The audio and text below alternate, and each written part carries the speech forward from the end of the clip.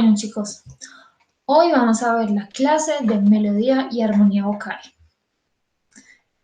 Bueno, este es un tema que es muy chévere porque pues todos los músicos tenemos que saber de esto.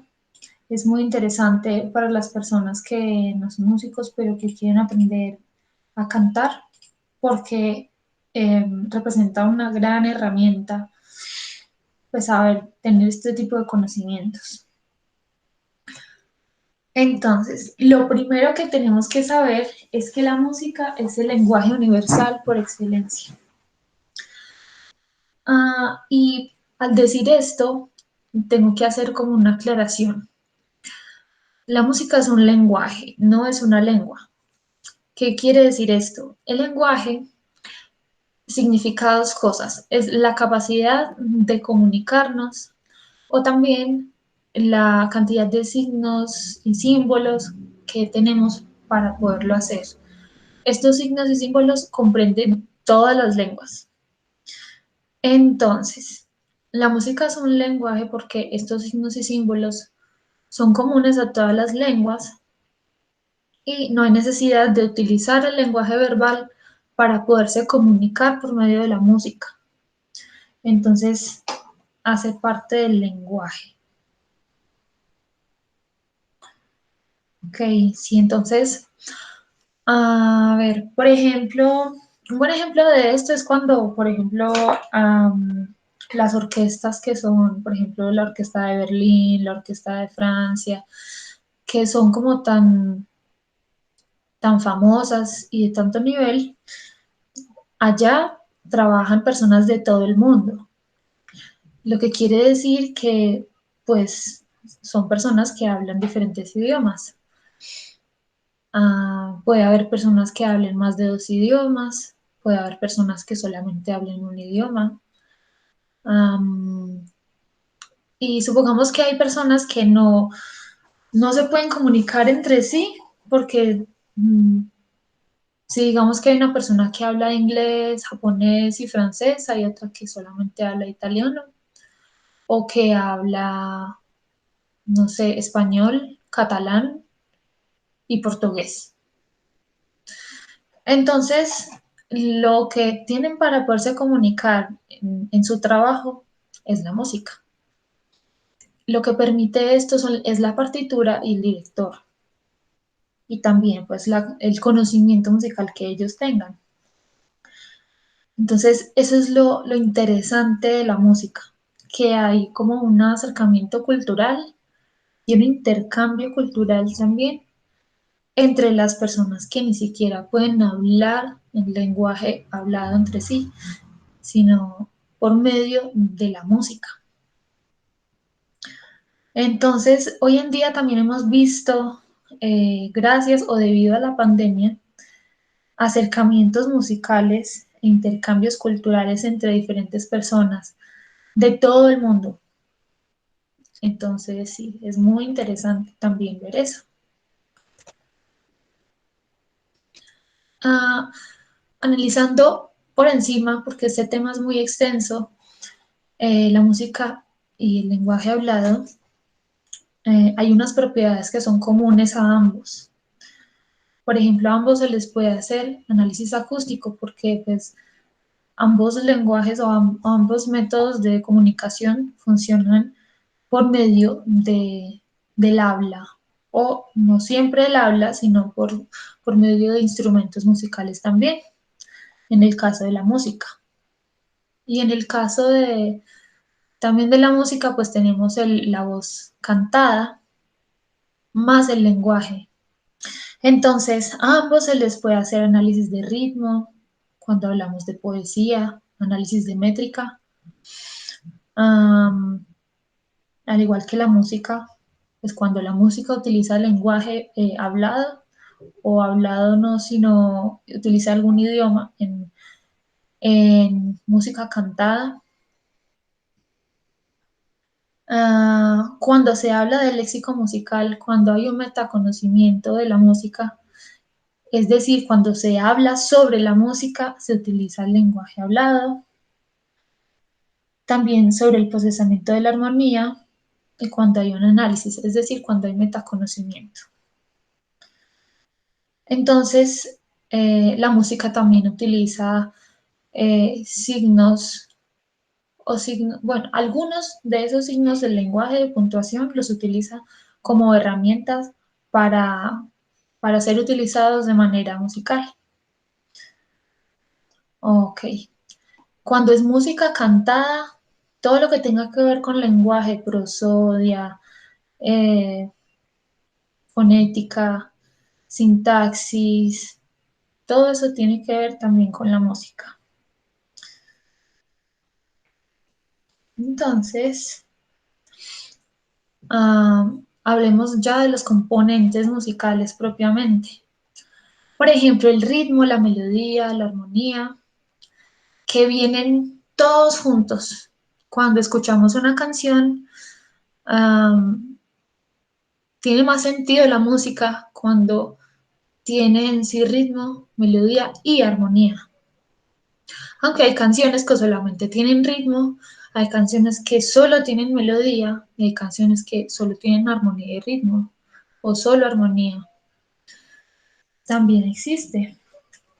Bueno, pero comúnmente conocemos estos tres como un sándwich. Entonces, también podemos hablar de la textura, de la forma y la expresión y el movimiento. Ok, estos componentes se representan de la siguiente manera. Entonces, el ritmo se representa por medio de figuras, los símbolos y signos que yo les comentaba antes. Eh, Se representan en silencios, ligaduras, puntillos, compases. Ok, entonces esto va en la partitura, en el pentagrama. La melodía se representa por medio de las notas y estas notas por medio de las figuras, la clave de sol, la clave de fa, la clave de do, intervalos que ya los vimos, escalas que ya vimos, escala mayor y menor, y alteraciones, o sea, el sostenido y el bemol y el B cuadro. La armonía se representa con intervalos, puede ser armónicos y por medio de acordes, todos ellos en el pentagrama. Esto como manera estructural profunda de la música y esto como manera un poco más, no quiero decir superficial, sino desde un punto de vista más interpretativo y estructural. Es decir, la textura, que es la combinación de voces y la melodía en cuanto al color, en cuanto a el movimiento, en cuanto a los matices, el timbre, por ejemplo, o la cantidad también de instrumentos que se pueda tener, porque no es lo mismo tener, por ejemplo, eh, un cuarteto de cuerdas de violín, cello, viola y un contrabajo a una orquesta sinfónica verdiana, de esos que utilizaban más de 15 violines, bueno, en fin, y cada instrumento tenía sus múltiplos más allá de 10, porque se quería que sonara una masa musical bien gigante. Entonces, la textura en eso también va en la música. Bueno, en cuanto a la forma, tenemos frases, motivos musicales, repeticiones, tenemos periodos, frase discursiva, melódica, tenemos, a ver, ¿qué más tenemos? Y esto es comparable, por ejemplo, a la frase, a la oración, a, al párrafo, al ensayo y así, de pequeño a grande. Entonces, por ejemplo, los motivos, que es como la frase rítmica más pequeña, que se puede repetir y que se puede entender como, como una idea repetitiva. Bueno, también, entonces, estas textura y forma se desarrollan a lo largo de la composición musical.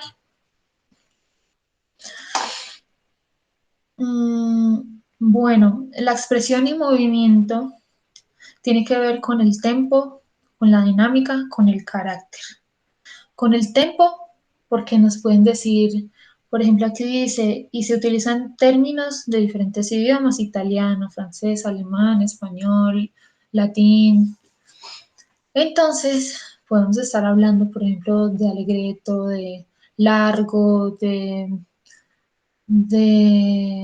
lento, eh, dolcísimo, expresivo.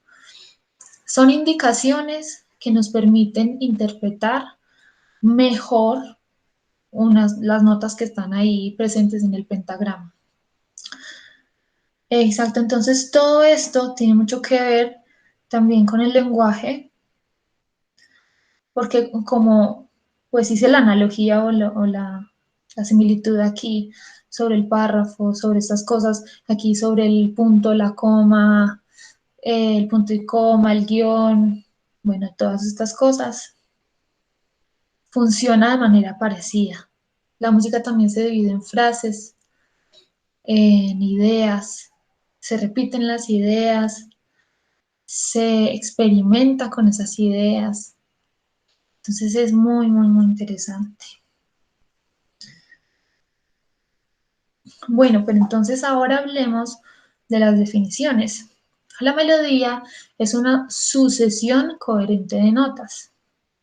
Quiere decir que yo tengo una nota después de la otra, mientras que la armonía son dos o más notas sonando a la vez. Entonces, si yo, por ejemplo, tengo, esto puede ser una melodía pequeñita.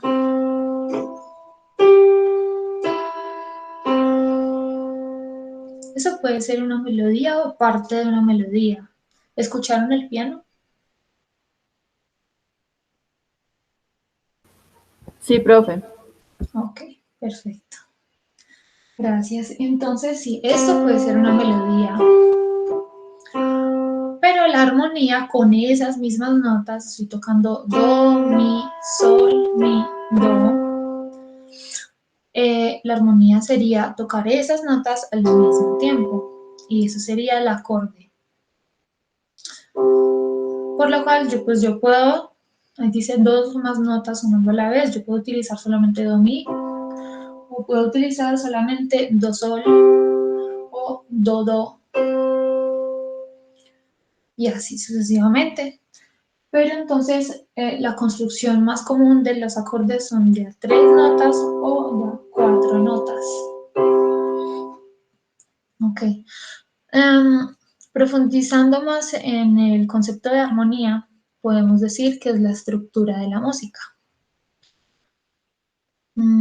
Entonces, también podemos decir que es la construcción, calidad y progresión de acordes en una canción. ¿Por qué? Porque hay diferentes tipos de acordes.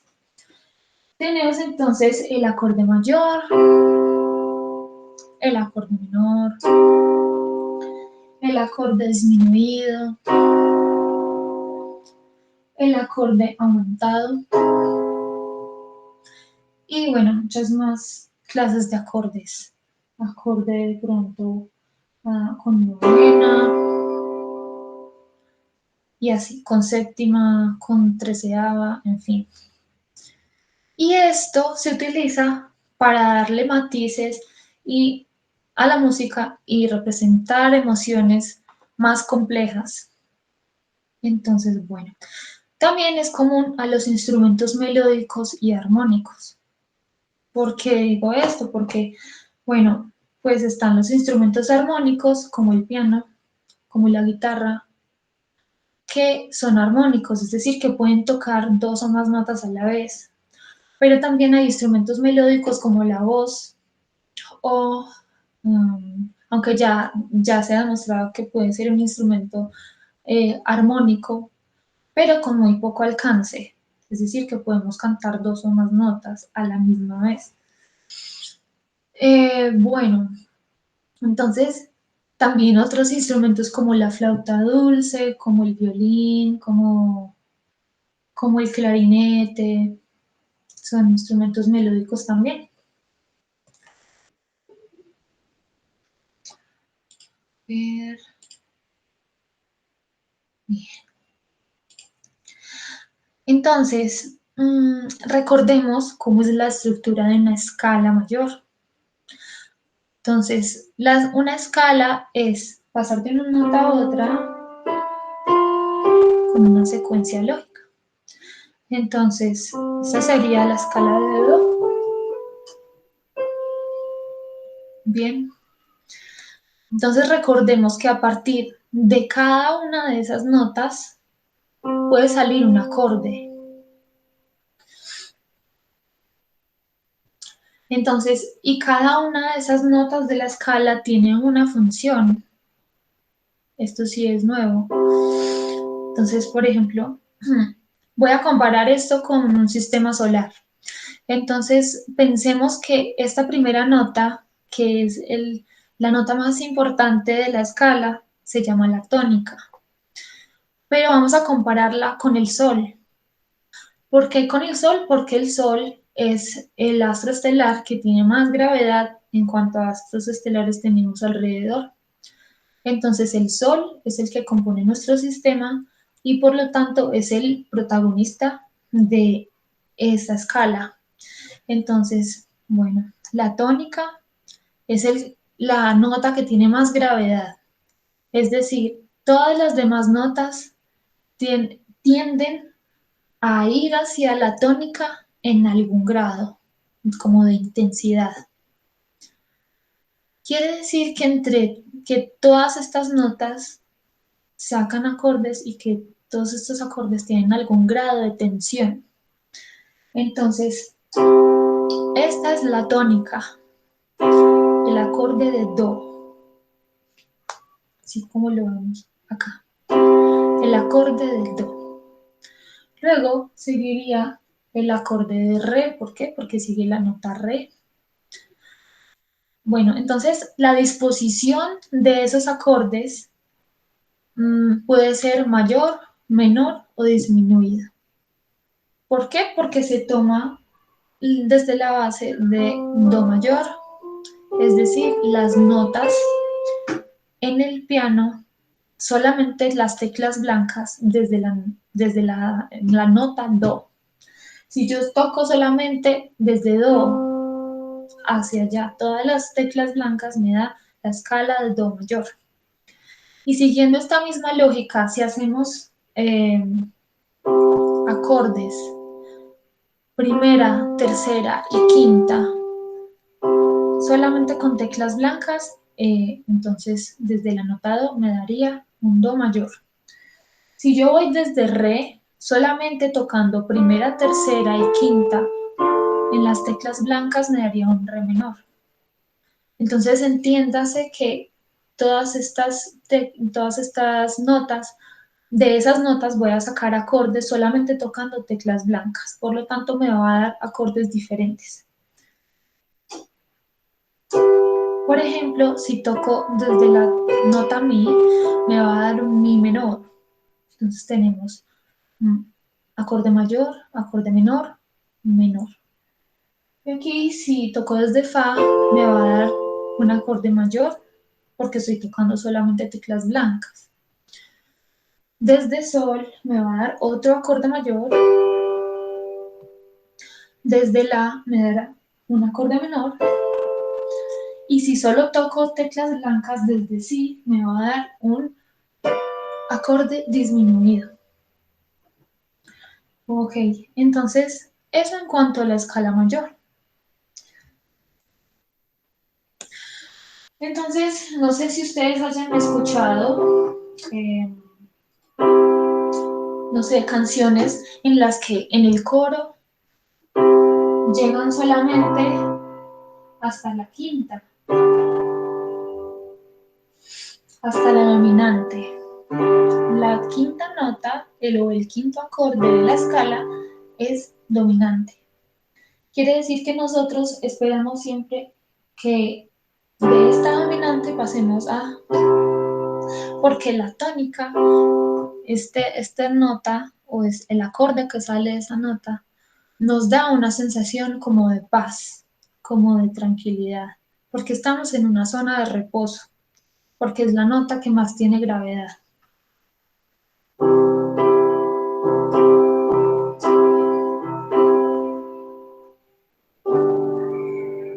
Ustedes yo creo que alguna vez han escuchado la cadencia que tienen tantas canciones, que es, ok, pues ese es el paso de la dominante a la tónica. Bueno, ¿y qué tal si entonces hacemos una subdominante, la cuarta? 1, 2, 3, 4. Entonces, vamos a hacer. Ahí también nos da como la sensación de que tenemos que llegar a nuestro centro tonal, a la tónica. Y luego de ahí tenemos la supertónica, la mediante, la superdominante. No se dejen de pronto enredar por estos nombres, es simplemente que la tónica, la subdominante y la dominante tienen más atracción gravitacional hacia el sol, hacia la tónica, o sea, hacia esta nota.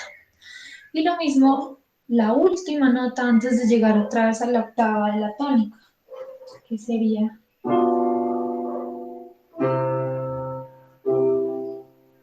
Bueno, eso ya ustedes lo escucharán con más detenimiento, de pronto ahorita que tengamos sesión de preguntas o en canciones. Bueno, entonces, no sé si recuerdan esta melodía de una clase que tuvimos, creo que de figuras musicales o algo así. Entonces recuerden que esta melodía es do, re, mi, fa, sol, la, si, la, sol, fa, mi, re, sol, la, sol, fa, mi, re, do, sol, do. Ahí se la recuerda. Entonces, ¿qué tal si armonizamos esto? Esto sería más o menos así, si le ponemos unos acordes. Sería como do, re, mi, fa, sol, la, sol, la, fa. Sí. Fa. Oh, me confundí. Bueno, volvamos a empezar. Sería la, re, ok. Do, re, mi, fa, sol, la, sol, la, sol, fa, mi, re, sol, sol, la, sol, fa, mi, re, do, sol, do. Sería algo como eso si le ponemos acordes. Ok, entonces esa melodía que ustedes habían escuchado el otro día en la otra clase que tuvimos sobre figuras, creo que era sobre eso, pues sonó como muy aislada, ¿cierto? Como solo la melodía. Ahora ya le pusimos armonía. Entonces ya puede sonar un poco más completo. Ok. Entonces, cuando hablamos ya de armonía vocal, es decir, estos acordes u otros acordes, pero reproducidos por voces humanas, tenemos que hablar sobre los coros. Bueno, y pues esta es una foto del coro en el que estoy, que es el coro Umbra, para los que no lo conocen. Pero entonces, ¿qué es un coro? Un coro es una agrupación de canto, es una agrupación de varias voces para formar una sola voz o un solo instrumento. Pues quiere decir pues que un instrumento armónico, ¿cierto? Entonces, esto se puede dividir o se puede caracterizar por diferentes, o puede tener diferentes características. Por ejemplo, un coro se puede hablar que un coro, por ejemplo, puede ser de niños o de ancianos o un coro de personas de cualquier edad, un coro mixto. También podemos hablar que existen coros por nivel, o sea, por nivel musical. Por ejemplo, un coro escolar, es decir, que es un coro de niños de colegio, puede ser un coro amateur, un coro semiprofesional o un coro profesional. Entonces, ¿a qué vienen estas diferencias? A que el tipo de repertorio que se va a abordar para los montajes es diferente en cada caso.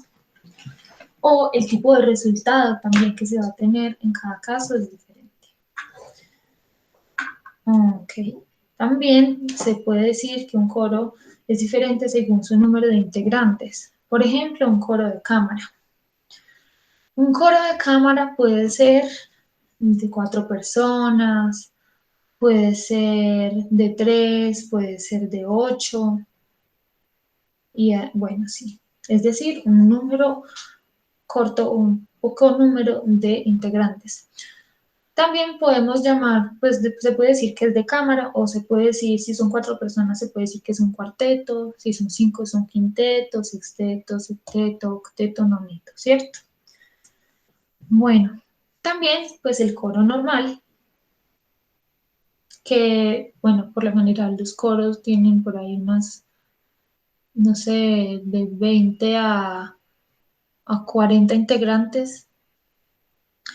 Bueno, y también un coro monumental, es decir, que por cada voz, sí, por cada soprano, contralto, tenor o bajo, hay muchos integrantes, que es, por ejemplo, cuando se unen varios coros a interpretar obras o una sola obra. Ok, entonces, para aprender a cantar y para aprender de música, sí que es importante entrar a un coro. ¿Por qué? Porque cuando entramos a un coro, pues ya saben ustedes que la música se mueve por acordes, por melodías también. ¿Esto qué quiere decir? Que, bueno, la armonía contiene la melodía o puede contener la melodía también. Entonces, ¿qué ocurre?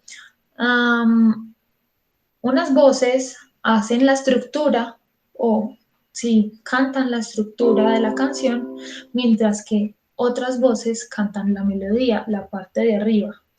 No siempre están como en esa parte, en la parte de arriba, quiere decir que las sopranos usualmente tienen la melodía, pero también depende de los arreglos, depende de la composición, puede estar en las diferentes voces. Entonces, esto nos da a entender que nosotros debemos estar muy concentrados, eh, escuchando y teniendo como referencia al director, si lo hay, porque hay coros que no tienen director, o que el director está dentro del coro, no está al frente. Entonces, estar en un coro nos permite conocer y convivir con más personas. ¿Por qué? Porque usualmente las personas que se meten a un coro, pues no son familia, o son parte de una institución, o son parte de diferentes instituciones, entonces conoce gente nueva. A ver, también se puede conocer más repertorio musical y por lo tanto trabajar en equipo.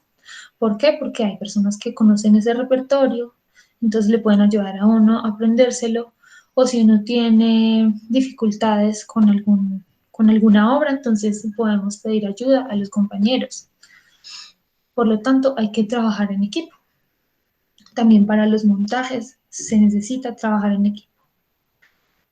También es importante aprender a cantar con otro tipo de voces, no solamente, ay, es que yo soy soprano y solamente me entiendo con las sopranos.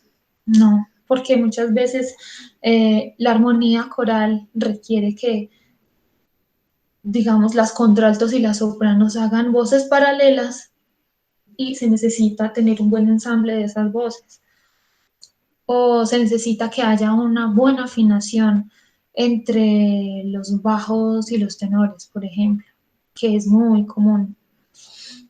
Y en general hay que tener buena afinación, pero hay obras que requieren de verdad un mayor trabajo de afinación y de acoplamiento. Bueno, entonces también práctica de la lectura musical. Les cuento que cuando yo entré por primera vez a un coro, a ver, no, cuando yo entré a un coro estando en la universidad, eh, lo primero que me hicieron fue, bueno, como el examen de tesitura, como para ver yo en qué tipo de voz encajaba. Y me dijeron, bueno, entonces estas son las partituras. Cuando me dijeron estas son las partituras, yo dije, hay que huir. Porque yo dije, no, ¿qué va a pasar? No me van a recibir porque yo no sé leer partitura. Pues estaba en lo falso porque resulta que la lectura de las partituras es en muchas ocasiones intuitiva. Cuando tenemos una partitura en la mano, lo primero que miramos es tratar de descifrar ciertas cosas. Por ejemplo, lo primero que le llama a uno la atención es la clave, ¿cierto? Luego, cuando aparecen las alteraciones, entonces uno intenta como entender qué es eso. Pero entonces, inmediatamente después llega a la vista las pepas, como dicen, como las figuras.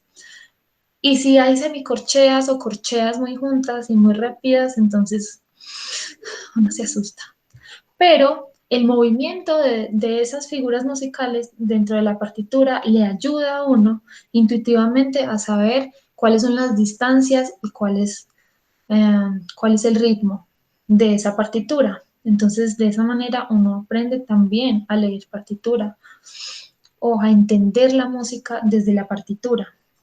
Ese fue mi primer acercamiento a una partitura como tal. Entonces, sí, práctica de la lectura musical, que es supremamente importante para poder tener mucha, muy buena seguridad de lo que se está cantando. Bueno, también viene esta parte que para muchos músicos que apenas están comenzando en el área del coral es muy controversial. ¿Por qué? Porque a ver, los músicos por lo general intentamos sobresalir, tener un timbre propio, bueno, hay cosas que uno trabaja, ¿cierto? Para tener como cierto reconocimiento. Pero cuando uno llega a un coro, uno tiene que dejar de ser un poco egoísta o no egoísta, sino pensarse la música de manera diferente. Uno tiene que entender que llega a un grupo, que hay que trabajar en equipo y que hay que perder el protagonismo de uno mismo para que uno se pueda unir al instrumento que es la masa coral. Entonces yo debo cambiar mi timbre, modificar mis cavidades y mi volumen también. Si estoy cantando muy pasito o si estoy cantando muy duro, tengo que modificar eso para poder encajar. Bueno, también hay que aprender a escuchar. Súper importante. Porque esta aparte de aprender a escuchar, a aprender a cantar afinada. Porque cuando uno canta en un coro, pues lo que hay que hacer es, primero que todo, afinarse a sí mismo. Es decir, que lo que yo esté cantando no choque con lo que las otras personas están cantando. Entonces tengo que estar muy afinada o afinada. Y también aprender a reconocer que lo que yo estoy cantando combina con lo que las otras personas están cantando. Es decir, en cuanto a ritmo, en cuanto a afinación, en cuanto a color, en cuanto a interpretación. Bueno, y aprender a escuchar también quiere decir que tengo que escuchar exactamente lo que el director me está diciendo. Si el director me dice que ahí tengo que hacer un silencio, es porque ahí lo tengo que hacer. Porque hay un motivo, una razón general y más grande que la que yo tengo para que la canción, que para que la obra suene bonita, suene agradable. Entonces hay que aprender a seguir también instrucciones. Hay que controlar la intensidad del sonido. A pesar de que digamos que yo ya controlé mi color bueno, yo cantaba muy pasito, digamos, algo así. Entonces yo ya canto un poco más fuerte, con más apoyo, con más resonancia. ¿Y ya está bien así? No. También hay que mirar la partitura, revisar dónde están los pianos, dónde están los fortes, dónde hay un crescendo, dónde están estas indicaciones de sonido, de intensidad de sonido que tengo que seguir. Por lo tanto, tengo que controlar la intensidad del sonido que me piden ahí y no solamente la que me piden ahí, la que me pide el director, que muchas veces el director modifica ese tipo de cosas para el bien de la obra y según el tipo de coro que hay. También es muy necesario no solamente escuchar mi voz y hacer o manejar mi conciencia de la siguiente manera, solamente voy a escuchar mi voz porque si escucho a los demás me desafino. Pues resulta que el manejo del oído musical también depende de que uno sea consciente de que las otras notas que están cantando mis compañeros eh, tienen un objetivo musical y es que mi voz se una con la de ellos. Entonces tengo que saber o aprender a desarrollar ese oído musical. Bueno, entonces también tengo que desarrollar el oído armónico y la capacidad de hacer segundas voces, porque si no me voy a encontrar en un gran problema y es que si yo estoy solamente acostumbrada a cantar yo sola, y luego voy a un coro, voy a tener un choque. Eso no siempre es malo porque si yo lo manejo de una buena manera o mala manera, a ver, la buena manera es, ay, no, o sea que esto es cantar en un coro, o sea que estoy confundida, tengo un montón de voces que llegan a mi oído y estoy muy confundida y no sé qué hacer. Bueno, entonces voy a seguirlo intentando porque seguramente esta es la primera vez y la primera vez es, no sé, es confuso para mi cerebro, nunca había pasado por esto, entonces si lo hago repetidas veces, entonces es posible que ya me acostumbre y que ya gane una habilidad nueva para mí. O se puede tomar de la mala manera. Yo no sirvo para la música, yo no sirvo para cantar en coro, no me gustan los coros y es eso. Entonces se puede tomar de diversas maneras, pero la más acertada y la más beneficiosa es voy a aprender algo nuevo y esto toma tiempo.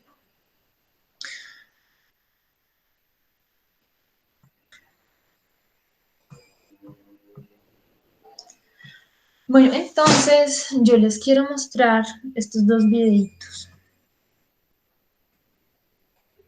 Entonces, a ver.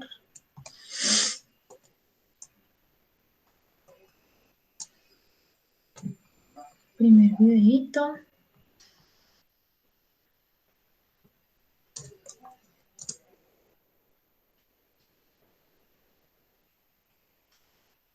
Creo que es este.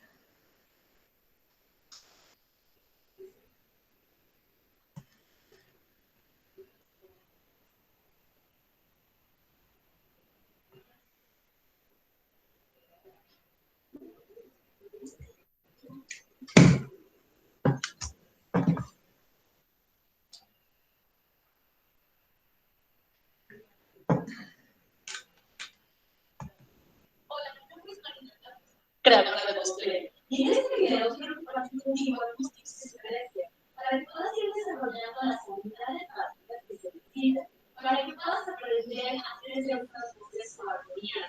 Profe, ¿se escucha? ¿Se escucha acá? No, que se escucha muy poquito, pero ahí ya vi los subtítulos. Sí, bueno, listo. Entonces, ahí nos van a dar consejos para desarrollar la habilidad de hacer segundas voces.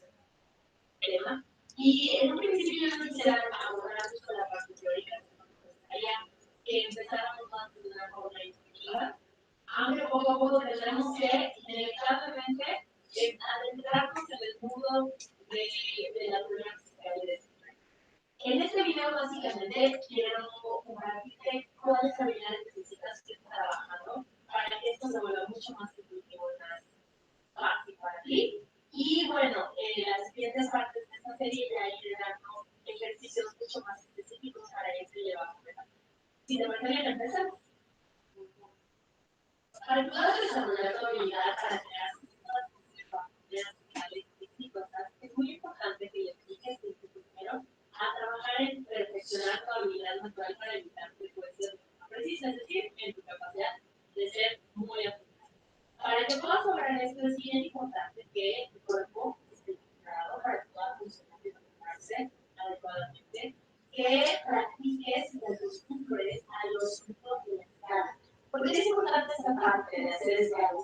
Porque la música está construida a partir de estas escalas y las notas que vamos a poder usar para construir esta armonía son parte de estas escalas. Entonces, ir entrenando el oído a imitar y a memorizar los sonidos de la escala y a reproducirlos de forma precisa es un excelente punto de partida para que a partir de ahí puedas empezar a adquirir esa habilidad.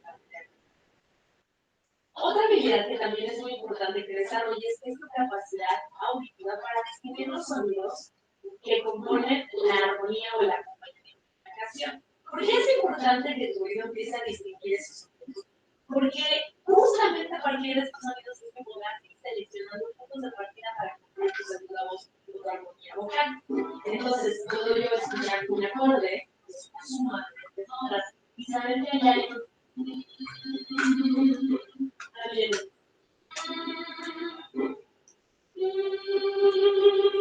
Esto es muy sencillo, basta con que busques en internet un teclado digital o si tienes un instrumento en casa, empieza a tocar varias notas al mismo tiempo y trata de empezar a distinguirlas y a cantarlas. En el canal vas a encontrar por ahí algunos ejercicios también relacionados con este tema, pero en realidad no necesitas complicarte. Lo que queremos es empezar a desarrollar esta habilidad para desmenuzar los sabores sonoros en el acompañamiento. Otra habilidad que es muy importante que trabajes en desarrollar es la capacidad de reproducir una melodía, pero unos tonos por encima o por debajo de la melodía original. ¿A qué me refiero con esto? Si yo toco, por ejemplo, esta secuencia y la canto al unísono, es decir, reproduzco exactamente las notas que se están marcando con la melodía original, sonaría así. Es una secuencia de ascensos y descensos. Lo que queremos hacer es enseñarle a nuestro oído a seguir esa misma secuencia, pero a partir de un punto de partida más alto. Es decir, aquí en lugar de acá, al unísono sería y si mueve un poco más arriba sería ahí estoy haciendo armonía, estoy yendo a esto. Y a partir de ahí voy a reproducir la misma secuencia de ascensos y eso me permitirá ir acompañando la melodía principal por los distancias.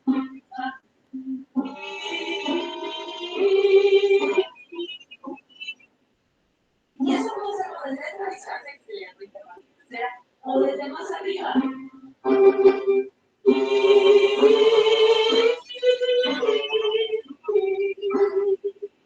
Esta habilidad de poder reproducir la melodía desde puntos más arriba o más abajo es básica para que después puedas ir desarrollando tus propias armonías. Este ejercicio lo puedes hacer con un teclado, tomas una nota y tratas de mirar una nota más aguda que combine lo que te parezca. Después te enseñaré a trabajar con intervalos de tercera, de cuarta, quinta, sexta, para que tengas muchas más herramientas para aprender. Por lo pronto es empezar a acostumbrar a tu oído a acompañar una nota con otra frecuencia. Finalmente, otra de las habilidades que es muy importante que vayas desarrollando desarrollando para que después puedas crear segundas voces maravillosas. Es la capacidad de crear melodías en un acompañamiento. ¿A qué me refiero con esto? Ya estamos acostumbrados a lo mejor a la acompañamiento de una canción. Cuando lejos te encuentres de mí, ¿no? Ahí es una melodía que es la letra de la. Entonces, como es un acompañamiento, la idea sería ahora voy a crear una melodía que es totalmente diferente. Porque eso va a ir estimulando mi creatividad para tomar los recursos sonoros y musicales que hay y empezar a crear algo distinto que eventualmente se convertirá en una. ¿No? Entonces puedo hacer.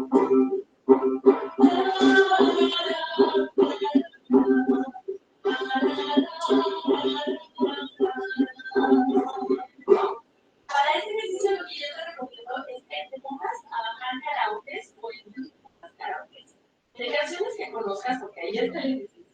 Y por supuesto la pista te va a jalar a querer cantar la canción que ya te sabe. El ejercicio te voy a tratar de cantar otra cosa como si este acompañamiento fuera de otra canción totalmente distinta. Ese ejercicio te va a ir ayudando a crear la habilidad para poder construir otras formas melódicas que sean compatibles con este movimiento, que después podamos fluir y construir una segunda voz o una red vocal todavía más. Muy bien, espero que estas recomendaciones o estos tips te ayuden. Empieza a explorar. Recuerda que lo más importante para ir explorando los idiomas dice adquirir nuevos potenciales, dice el juego. Cuando nos obsesionamos mucho, nos esforzamos, nos surge el miedo, nos surge la exigencia. Y eso no tiene más de lo que nos ayuda. Entonces, empieza a jugar, grábate para que después puedas verlo como un feedback que te ayudó, en qué no te ayudó. Y bueno, por supuesto, en siguientes videos te iré dando tips mucho más específicos y ejercicios mucho más específicos para irte acompañando de la mano en este proceso. Espero que este video te haya gustado. Escríbeme si quieres.